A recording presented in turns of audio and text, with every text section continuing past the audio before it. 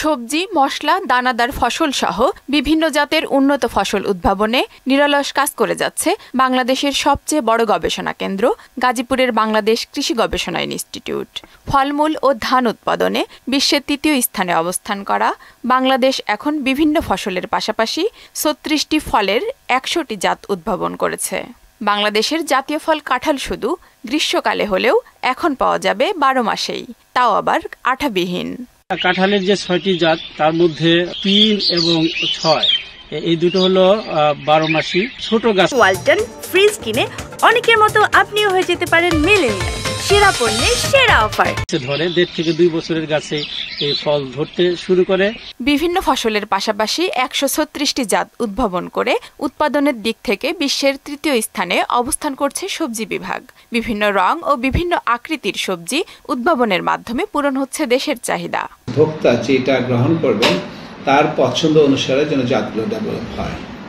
যেমন হতে পারে আকর্ষণীয় রং, আকর্ষণীয় আকার, আকৃতি, সাইজ, এগুলো দিকে খেয়াল রেখে জাতগুলো উদ্ভাবন করা হয়। পরিবেশ সম্মতভাবে রোগবালাই ও পোকামাকড় দমন ব্যবস্থার উদ্ভাবন এবং তা মাঠ পর্যায়ে কৃষকদের মাঝে পৌঁছে দিতে কাজ করছে সংস্থাটি। ফসলের রোগ ডায়াগনোসিস এবং রোগ ম্যানেজমেন্ট নিয়ে আমরা গবেষণা করে থাকি। প্রথমে আমরা মাঠে যে একটি খালি চোখে রোগটি শনাক্ত করি এবং সেটা নমুনা সংগ্রহ করে আমরা ল্যাবে নিয়ে আসি। পোকামাকড় দমন ব্যবস্থাপনার প্রযুক্তি উদ্ভাবনে বিআরআই নিবেদিত আছে।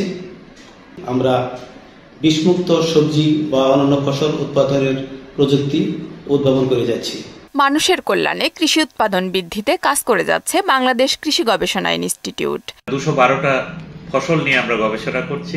ফলে আমরা এই ২১২টি ক্রপের মধ্যে যে ক্রপগুলো দ্রুততার সাথে মানুষের কাছে পৌঁছে দেওয়া যায়, এর সুফলগুলো সে লক্ষ্যে আমরা কাজ করছি। বিভিন্ন ফসলের ৬৫২টি উচ্চ ফলনশীল এবং ৬৪০টি উৎপাদন প্রযুক্তি উদ্ভাবনের মাধ্যমে শিল্পের সাথে পাল্লা দিয়ে দেশজ জিডিপিতে বড় অবদান রাখছে কৃষিখাত। আফরিন পপি, মোহনা সংবাদ।